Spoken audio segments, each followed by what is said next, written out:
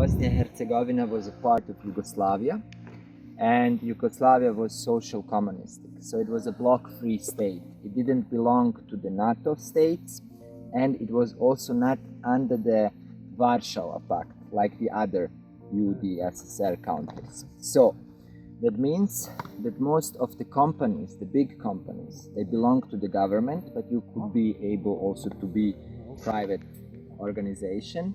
And because before the war in Visoko, most of the people worked for these governmental companies. Then the war started, this system broke down, and the people in Visoko, they lost their jobs over the night. So actually Visoko was dead from 1992 till 2005, and suddenly a strange guy with Indiana Jones outfit appeared and said, I discovered something that is gonna change the human history. So you can imagine what a huge boom it was. People all around the world came, a lot of scientists, BBC, CNN reporter landed with a helicopter on the entering plateau of the Sun Pyramid.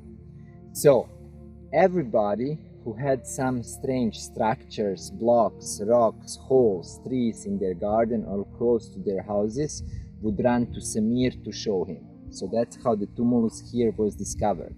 One of the local guys worked in that field and he discovered such sandstone blocks. I will talk about the blocks later. So Semir came here, they saw it, and that's how the tumulus in Vratnica was discovered. Tombs, tumuli, or tombs tumulus is a Latin word for a hill or for a conic shaped hill, and they are mostly artificial done. There is thousands of tumuluses in England, Scotland, Silvery Hill, maybe you have heard about it. But there are tumuluses also in northern France, in Belgium, in Netherlands, everywhere. And for many of civilization, tombs, tumuli, are known as burial chambers for the royalty. If this is the case here, we are not totally sure. This is just the beginning information. Forget about this, what you read here. I will talk about that later. Important is for right now to know that it's 32 meters high, that we have a huge chamber, 50 square meters beneath, and we have two other little chambers, 8 square meters in the middle. Okay, this is important for right now. Also, we are at the back part of the tumulus. This is the front part, and then probably even more important information is the valley.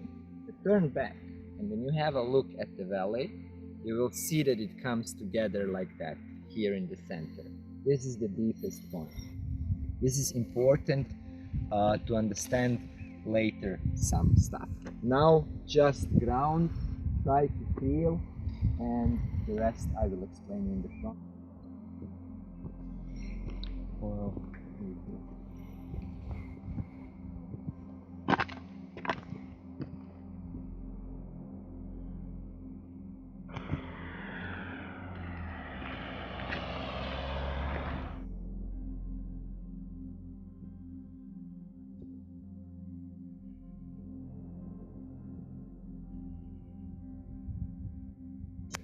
civilization are the ancient ones. Maybe the most known, most famous one is Stonehenge in England, but also Machu Picchu is a megalithic structure, Egypt, and so on. So everything which is heavier than 1000 kilograms, if it's shaped, it's immediately a megalith. Okay, this one is sandstone. It can be made out of basalt, granite, or it can be made out of many different materials. So as heavy as it's heavier than 1000 kilograms, it's immediately megalith. And this megalith, together with that one and the two other ones, was a part of that huge terrace. After the first excavations, after they realized that there is a strange structure, they did a georadar scans, the same thing that was done on the Sun Pyramid, and they discovered that two chambers that I've been talking before. And one of our archaeologists, the first one, his name is Riccardo, from Italy, wanted to enter one of the chambers.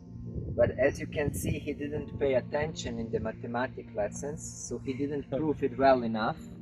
So it stands there till 2013-14. I mean, it was also a very heavy winter, so this one broke down, collapsed. So luckily, luckily it was no one was injured. But this is stone. You see here clay, earth. You can see concrete and sandstone again. I call that the waffle structure, okay? And actually sandstone is a morphological rock kind, and the word morph already tells you that it went to a process. Morphologic rock kinds, especially sandstone, developed out of sand, of course, under the influence of different temperatures and pressure. And this process takes thousands and thousands of years, right? Earth, clay, is an organic material. It developed out of leaves, branches, roots, and grass. It's an organic material, and this process doesn't take thousands and thousands of years. It goes much faster. So what we have here is old structure, younger structure, older structure, younger structure, and that's how it continues. And this doesn't exist in the nature. If you are talking about the natural sedimentation, then the oldest layer will be the one down in the ground and the bottom, and as higher we go up is getting younger. So we have here obviously some confirmation that this is artificial done. The second thing are the sizes. So we have small structure, bigger structure, bigger structure, big structure, and then small, big, big, big, big, bigger. And that's how it continues. Today, we would not build like that. If we would build something like that, then the biggest structure would be down, and as higher we go up, it will be smaller. Why it was done, we actually don't really know. There is some of theories. One of the theory is to press the layers in between to stabilize it, and the second, structures like that are more stable in cases of tectonic movements and earthquakes. When we have an earthquake, the building doesn't break down because the earth shakes. It breaks down because itself starts to shake, and as higher it is, the amplitude develops and it breaks down. Like this, the amplitude cannot go from the bottom till the top. It goes till the biggest structures, then it's cut down, and then it continues but with less intensity. Okay? So that's for here. Let's go to the terrace. When you have a look at that gray little building next to the house, you will see that the second layer of the bricks is exactly in the middle of the crack from the first layer. It's just more stable like that. Okay? The second thing, the porosity between the blocks is different. That means that they've been taken either from different locations or for different layers. If that would be natural, then the porosity would be always everywhere the same. But the most important information for right now is the slope fall. We have two slope falls here. One of them 8 degrees inside in the middle, and the second one 8 degrees like that. So you can imagine some kind of spiral, something like that. And 8 degrees is the perfect slope fall for the water absorption. Okay? Bedouins in the desert, when they put up their tents, they always use 8 degrees because in the morning they can absorb the most water. It's not too flat and it's not too steep, and what that was good for, you will understand on the top. Just giving you some information, and then we will put everything together.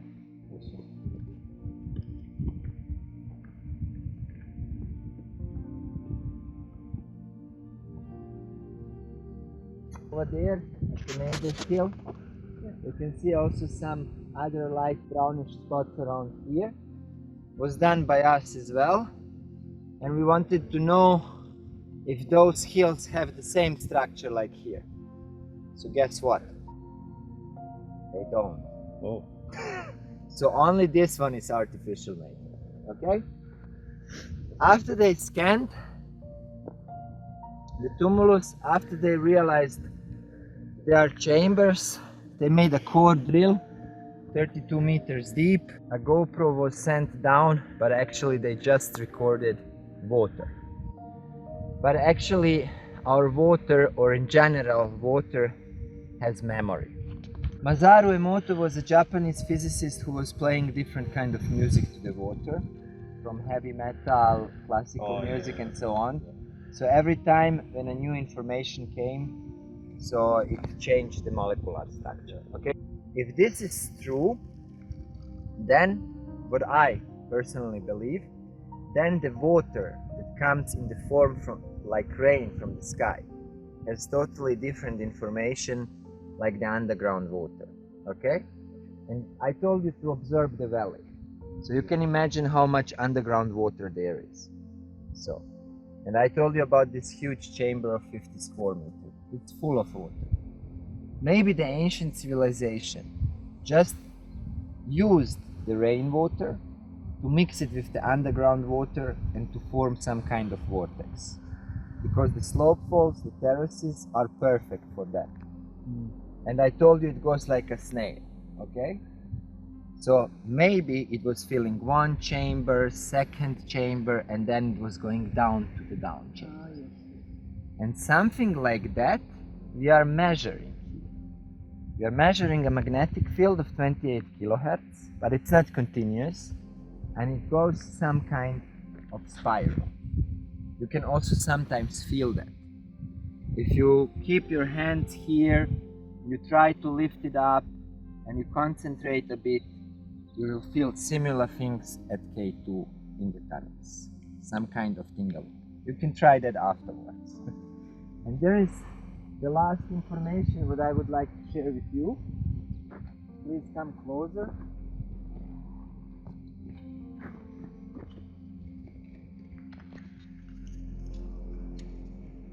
Look.